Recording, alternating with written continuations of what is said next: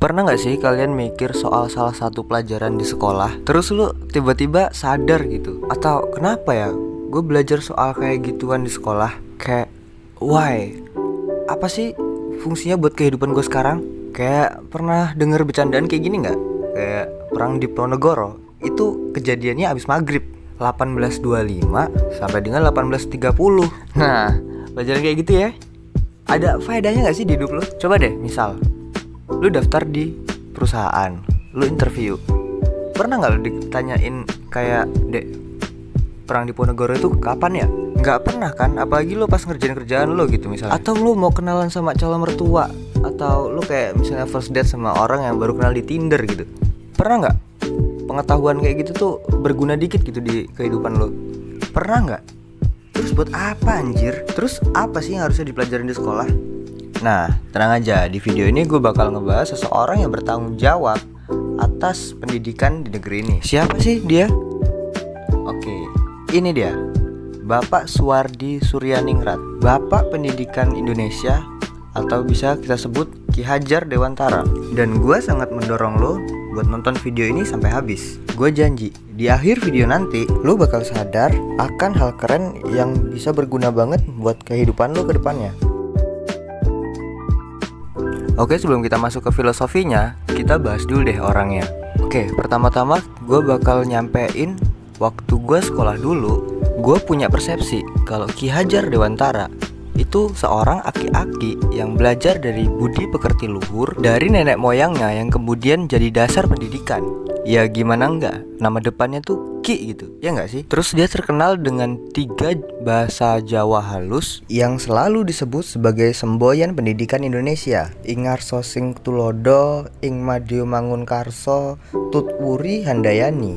Kurang aki-aki apa coba persepsi orang terhadap Ki Hajar Dewantara yang kalau di sekolah kita cuma diajarin kayak gitu? Ya enggak? Tapi enggak men, setelah gue belajar tokoh-tokoh yang memperjuangkan negeri ini, gue tuh baru tahu kalau Ki Hajar Dewantara sebenarnya jauh dari sosok ini. Ki Hajar itu anak dari bangsa jenius. Pas muda dia dapat beasiswa kedokteran Belanda di Batavia. Lu bayangin ya, zaman dulu orang pribumi buat sekolah itu pun udah syukur. Dan Ki Hajar Dewantara ini bisa sekolah di kedokteran. Berarti kan emang dia jenius banget gitu. Sayangnya dia itu gak cuma pinter, tapi juga berani. Kenapa sayang? Nah, Ki Hajar Dewantara ini hobinya ngeritik pemerintah Belanda kesana kemari, yang sampai akhirnya dia dikeluarin dari kampusnya. Terus jadi wartawan. Iya, makin jadi dia makin tajam-tajam tuh ngerintik pemerintah Belanda, yang akhirnya membuat dia dibuang jauh-jauh ke Belanda supaya nggak bikin rusuh di sini. Nah, ceritanya kan dibuang nih ke Belanda. Terus tau nggak dia ngapain di sana? Dia di sana tuh malah belajar. Nah, sebelum adanya internet dulu, ada yang namanya posisi menentukan prestasi. Nah, teori-teori orang-orang pintar dan terkemuka di dunia itu jelas lebih lengkap kan di Belanda daripada di Indonesia. Nah, dia di sana belajar seputar pendidikan, teknologi, filsafat, dan hal penting lainnya, termasuk salah satunya riset dan kurikulum Profesor Mentori, yang salah satunya masih dipakai di sekolah-sekolah elit di seluruh dunia. Dan hasil pembelajaran dia dan otak jeniusnya yang akhirnya dirangkum dan dibawa pulang ke Indonesia sebagai landasan pendidikan ala dia, termasuk di taman siswa yang sekolah yang dia berdiriin sendiri, termasuk dikumpulin Sasa Kliwon yang termasuk dalam geng intelektual dia, dan keseluruhan buat Indonesia ketika dia menjadi Menteri Pendidikan. Oke, sekiranya segitu dulu ya. Soalnya kalau gue bahas Ki Hajar Dewantara itu bisa 2 jam lebih gitu. Oke, jadi sampai sini paham ya kalau Ki Hajar Dewantara itu bukan orang yang aki-aki gitu, yang ternyata dia adalah aktivis yang super jenius pada masanya. Oke, di video ini gue bakal ngebahas 3 filosofi penting dari dasar pendidikan dia, yang menurut gue itu penting diketahui seluruh makhluk hidup di negeri ini. Asik. Dan yang gue bahas ini bukan tentang Triloka alias Tutwuri Handayani dan kawan-kawan, karena menurut gue 3 hal itu fokusnya harusnya bukan ke murid ya, tapi ke guru. Gimana caranya mereka mendidik murid di kelas. Gue bakal bahas yang pemikiran Ki Hajar Dewantara lebih penting lagi, tapi sayangnya gak diajarin di sekolah. Gimana? Penasaran? Oke, jadi gini. Hal pertama yang bakal gue bahas di sini yaitu hal yang paling mendasar dulu. Apa sih itu? Yang pertama, tujuan pendidikan. Coba deh, menurut lo tujuan pendidikan itu apa sih? Bikin pinter? Atau bikin nilai bagus? Atau biar punya ijazah terus biar langsung dapat kerja? Enggak. Menurut Ki Hajar Dewantara, tujuan pendidikan adalah memerdekakan manusia. Dan kalau lu misalnya nanya manusia merdeka itu seperti apa, poinnya cuma ada dua. Satu, selamat raganya. Yang kedua, bahagia jiwanya. That's all. Selamat dan bahagia, survive and happy. Sebetulnya kalau kita pikir-pikir, itu kan yang kita cari. Kita tuh cuma pengen kita tuh selamat, kita itu bahagia. Terus kalau lu bilang gini nih, enggak lah, tujuan gua kan akhirat lah.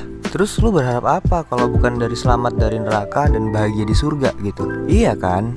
Ini sebenarnya topik yang secara universal itu bisa diterima. Dari segi pengetahuan, filsafat, agama, itu sepakat gitu bahwa kita nyarinya yaitu keselamatan dan kebahagiaan. Lihat orang sekitar kita. Kira-kira orang yang di sekitar kita tuh ngerti nggak ya gimana supaya caranya mereka itu hidup selamat dan bahagia gitu? Kayaknya enggak ya. Dari mana coba kita tahu? Ya karena nggak ada yang ngajarin. Ada yang ngajarin nggak? Di mana? Di sekolah? Emang di sekolah diajarin? Enggak kan? Terus kalau sekolah nggak ngajarin, kita mau tahu dari mana coba gitu kan? Padahal menurut Ki Hajar Dewantara, pendidikan itu tujuannya memerdekakan manusia dan menghasilkan manusia-manusia yang selamat dan bahagia. Apakah perang di Ponegoro itu ngebantu lo buat selamat dan bahagia? Dan apakah mengetahui integral dan trigonometri itu membuat lo merdeka, membuat lo selamat dan bahagia? Ya beginilah tujuan terbentuknya channel 1 Detik ini, untuk membantu manusia menjadi hidup yang seutuhnya. Dengan cara apa? Ya itu, dengan mengajarkan sesuatu yang penting yang tidak pernah diajarkan di sekolah. Terutama pembahasan ini, gimana cara membuat manusia itu selamat dan bahagia. Nah oke, kita lanjut ke poin yang kedua ya. Dalam pelajaran atau pendidikan, Ki Hajar Dewantara memiliki 3 peran penting. Yang pertama, memajukan dan menjaga diri. Yang kedua, menjaga dan memelihara bangsa. Dan yang ketiga, menjaga dan memelihara dunia. Ki Hajar menyebutnya ini sebagai filosofi Tri Rahayu.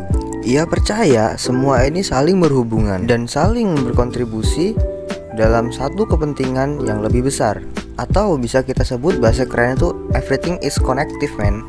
Contoh kerennya gini nih, misalnya kalian jadi manusia yang selamat dan merdeka. Perubahan pada orang-orang sekeliling kalian itu ada bedanya nggak? Lebih bahagia nggak mereka? Kira-kira keluarga, orang di sekeliling kalian, teman kalian, sahabat kalian, pasangan kalian itu menjadi lebih baik nggak hidupnya? Kalau di sekeliling orang-orang yang baik, daerahnya pun ikut baik gitu kan. Dan di sebuah negara, kalau daerahnya baik, negaranya pun ikut baik. Daerah dan negaranya itu jadi maju gitu. Dan kalau negara dan daerahnya itu maju, siapa sih yang ngerasain? Semuanya merasakan.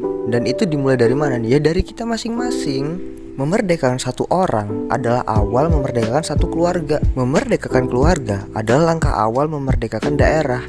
Memerdekakan daerah adalah awal memerdekakan bangsa. Jadi balik lagi, kenapa 1 Detik ngelakuin hal ini ya?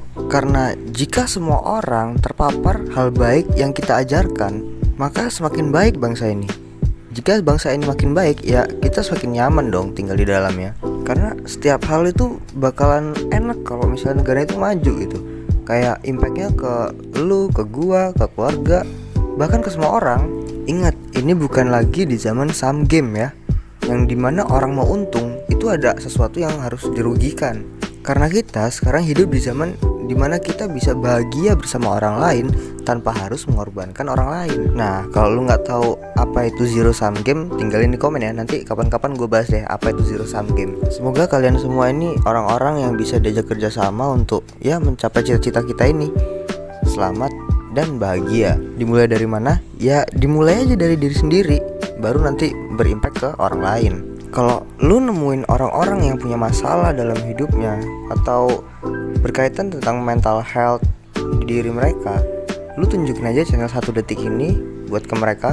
Karena semakin baik dan banyak orang mengetahui channel ini, makin banyak orang yang terbantu tentang kesehatan mental mereka dan bisa bermanfaat untuk orang-orang di sekitar kita. Oke, sorry, gue kelamaan orasinya. Sekarang gue kembali lagi ke topik. Poin ketiga Ki Hajar Dewantara adalah trikon. Apa itu trikon? Yaitu pendidikan itu harus continue, confident, dan konsentris. Continue berarti berkelanjutan. Apa yang kalian dapat hari ini adalah apa yang kalian pelajari di masa lalu. Karena waktu untuk belajar adalah seumur hidup. Selalu ada ilmu yang untuk merubah kita menjadi jauh lebih baik dari hari ini. Kita mulai dari 1 detik waktu yang kalian manfaatkan, itu impactnya bakal jauh lebih baik. Yang kedua, konvergen. Artinya ilmu itu harus dari berbagai sumber. Ki Hajar Dewantara aja udah praktek gimana dia dapat pelajaran itu dari berbagai sumber, gak cuma di Indonesia aja. Dan dia beruntung banget dibuang ke Belanda yang waktu itu memang buku-buku dan pengetahuannya jauh lebih baik dibanding di Indonesia. Tapi nih, walaupun dia mendorong kita untuk belajar dari luar, tapi ada satu prinsip lagi. Apa itu? Ya benar, konsentris. Belajar dari luar itu boleh, bahkan harus.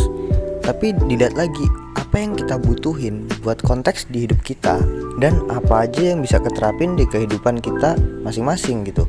Nah, Ki Hajar Dewantara tadi kan udah belajar di Belanda. Dia merangkum semua yang ia pelajari dan dibawa kembali ke Indonesia. Itu sesuai dengan kehidupan di Indonesia waktu itu. Dan konsep-konsep dan filosofi-filosofi keren itu memang dibuat untuk di zaman itu, yang waktu itu memang Indonesia belum merdeka, pikirannya masih ambiar gitu kan. Jadi apapun pelajaran yang lu dapat dari luar, dari sumber-sumber lain, ya lu harus konsen ke satu konteks, yaitu apa yang lu butuhin di hidup lu.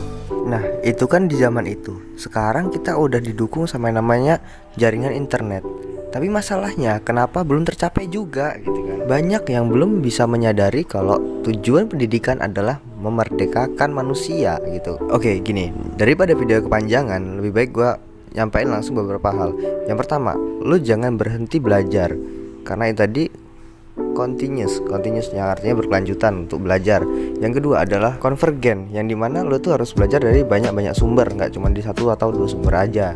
Dan yang ketiga, yang menurut gue juga Pak, ini hal yang paling penting adalah dimana lu harus konsentris, yang dimana lu harus konsen fokus pada pembelajaran yang memang itu benar-benar lu butuhin di kehidupan lu.